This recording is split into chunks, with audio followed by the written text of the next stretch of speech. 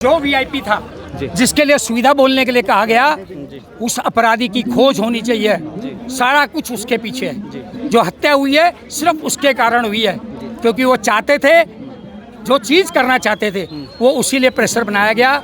और जो उनका बेटा था आरएसएस के अंकित को मारने वाला, अंकिता को, हाँ, वो उसमें इन्वॉल्वमेंट है। उसका अपना राजनीतिक कैरियर था उसके पीछे, इसलिए उसने उसको प्रेशर डाला और बहुत कोशिश की, और जब वो नहीं हुआ तो उन्होंने उसको मार दिया। 4 दिन से अगर नहर के अंदर शव था तो मच्छियों ने क्यों नहीं खाया? एक दिन बॉडी रहती है तो फूल जाती है, बॉडी फूली नहीं थी। आप सोच सकते हैं, सोची समझी रणनीति है। और रात को पानी बंद किया गया और सुबह 5 बजे बॉडी को बाहर निकाला गया। जब मामला रोशनी में आया सर, तो आनन फानन में कार्रवाई दिखाने के लिए रिसोर्ट पर बुलडोजर चलाया गया। उसको लेकर आप क्या कहना चाहेंगे? क्या सबूत मिटाने की कोशिश है? बिल्कुल सबूत मिटाने की। लड़की के कमरे को तोड़ा गया है, कैमरे 3 महीने से बंद थे, सिर्फ सबूत मिटाने के लिए। अब डीएम मना करता है कि मैंने ऑर्डर नहीं दिया, विधायक कह रही है मैंने नहीं दिया, एसडीएम कह रहा है मैंने नहीं दिया, तहसीलदार बोल रहा है मैंने नहीं दिया, तो ऑर्डर दिया किसने? और जबकि रात को वहाँ पे खुद वहाँ की स्थानीय विधायक जो भाजपा की है वो वहाँ मौजूद थी, लाइव दे रही थी खुद, उसे भी नहीं मालूम था कि पेज कहाँ फंसेगा। तो इसमें सारा प्रशासन, सारा पॉलिटिकल, भाजपा की पूरी ताकत, आरएसएस की पूरी ताकत लगी हुई है बचाने के लिए। कानून व्यवस्था नतमस्तक नजर आती है। जिस प्रकार से आरोपी के पिता के साथ थाने में उनको चाय पिलाई जाती है और बेटी अंकिता के पिता के साथ दुर्व्यवहार किया जाता है, उनकी बात भी नहीं सुनी जाती। इसको लेकर आप क्या? आपने एक बयान सुना होगा उसके फादर का कि मेरा बेटा बहुत नादान है, हंस रहे थे बयान देते हुए। आप सोच सकते हो कितना मतलब निंदनीय बात है ये कि आपने, आपके बेटे ने मर्डर कर दिया, आपका बेटा कह रहे शरीफ आदमी है, बहुत सीधा है, वो उसको मतलब ही नहीं था बिजनेस से। बिजनेस उसका देह व्यापार और अफीम गांजे का बिजनेस था।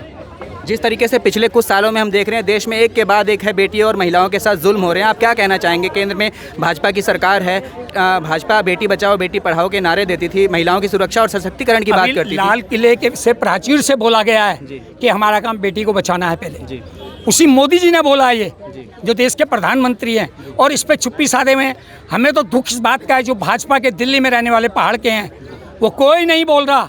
उनकी भावनाएं कहाँ गई? क्या उनकी बेटी नहीं है घरों में?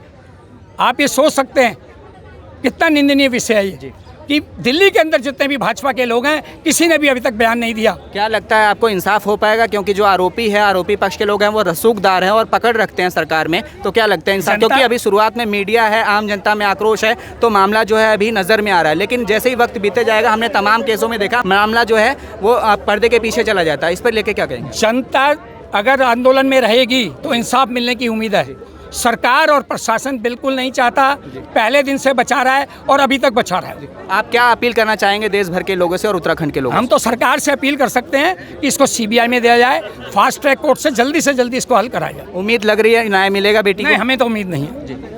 तो शुक्रिया सर बात करने के लिए। एक जैसे बात चैट निकल के सामने आ रही थी, सर्विस देने वाली बात थी, कोई उसमें शामिल है? क्या लगता है कुछ और लोग शामिल है बीजेपी के इसमें? अरे आप शपथ संदेश है, कोई बहुत बड़ा नेता था आरएसएस या बीजेपी का, जिसको सुविधा देने के लिए उसने इतना बड़ा कदम उठाया। क्या वो जो नहर में जो लाश मिली वो गलत है? आप सोच सकते हो इतनी मच्छियाँ हैं उस नहर के अंदर, 6 दिन से बॉडी को मच्छियों ने नहीं खाया, बॉडी नहीं फूली। रात को 12 बजे नहर बंद कर दी जाती है, स्थानीय लोगों को बोला जाता है कि सुबह नहर बंद होगी, रात को बंद कर दी जाती है, सुबह 4 बजे बॉडी निकाल लेते हैं। आप सोच सकते हैं क्या साजिश है? तो क्या आप कहना क्या चाह रहे हैं? मतलब कि सरकार इसमें दबा रही चीजों को, कुछ चीजें पूरा दबा रही है, केंद्र से पूरा प्रेशर है कि इसको दबाया जाए, क्योंकि आरएसएस जो भाजपा की रीढ़ है वो इस हत्या में इन्वॉल्वमेंट। फिर आप कैंडल जला करके क्या संदेश देना चाह रहे हैं? भाई हम पहाड़ के लोग हैं, दिल्ली में रहते हैं, हम इस लड़ाई के लिए अंकिता के परिवार के साथ हैं। हम यही, उनके पिताजी कहते हैं मेरा बेटा नादान है, यही तो आरएसएस के संस्कार हैं। पुरानी बातें ना करते हुए आप देख लीजिए ना, वहाँ के स्टाफ बता। उनका बेटा नादान है, उसने जब वो कॉलेज में था तब भी उसको कॉलेज से बाहर निकाला गया, वो तब भी अपराधी था। 2018 में वो यूपी में जो वहाँ के बाहुबली नेता है उनके साथ में गलत कामों में पकड़ा गया, उसमें भी वो नादान था। उसके बाद से लॉकडाउन में 2020 में वो यूपी के मंत्री को लेकर बद्रीनाथ पहुँच जाता है, तब भी वो नादान था। और वो एक लड़की की हत्या करता है, तब भी वो नादान है।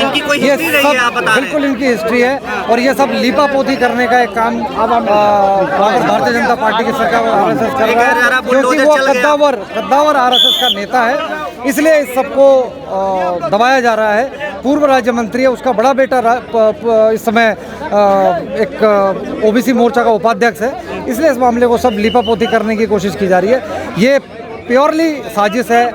वो वहाँ पर देह व्यापार हो रहा था और अंकिता को जानबूझकर साजिशन मारा गया उसमें, ये बहुत स्पष्ट है। बहुत जल्दी कार्रवाई हुई बताया जा रहा है, बुलडोजर चल गया, सब कुछ हो गया। देखिए, ये तो अगर सबूत मिटाने हैं तो फिर बुलडोजर भी चला, वहाँ पर आग भी लगी। सबूत की बात करें, कौन से सबूत? निश्चित तौर पर जिस कमरे में अंकिता रहती थी उस कमरे को जला दिया गया, जहाँ उस बेटी के साथ में वो दुर्व्यवहार करता था, वहाँ उसके कपड़े थे, वहाँ उसके बहुत सारे डॉक्यूमेंट्स थे, उस सब में तो आग लगा दी गई।